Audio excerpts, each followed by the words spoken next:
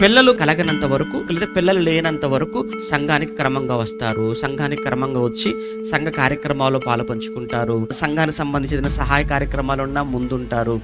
ఏమండి, ఏ చుట్టుపక్కల ఏ కార్యక్రమం అయినా కానీ వదులుకోరు, ప్రతి కార్యక్రమానికి హాజరవుతుంటారు. అలాంటి ఉద్యోగం లేనంత వరకు కూడా ఏమండి వస్తారు, చేస్తారు. దేవా ఉద్యోగం అంటారు, దేవా పిల్లలు అంటారు, ఇల్లు లేనంత వరకు ఇల్లు కావాలంటారు. ఏమంటే ఏది లేదో అది పొందుకున్నంత వరకు వదిలిపెట్టరు సంఘాన్ని. వారు కోరుకున్నది ఎప్పుడైతే వచ్చిందో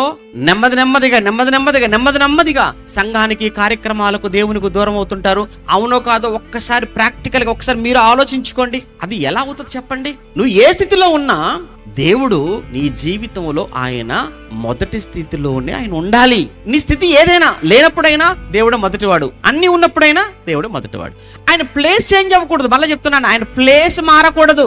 ఉద్యోగం లేనప్పుడు దేవుడేనండి నా జీవితంలో మొదటి స్థానం. ఇప్పుడు ఉద్యోగం వచ్చినా దేవుడే నా మొదటి స్థానం నా జీవితంలో. కనుక ఏవో ఇవన్నీ కూడా వస్తాయి పోతుంటాయి కానీ దేవుడు స్థిరమైన వాడు కదా, ఆయన శాశ్వతమైన వాడు కదా.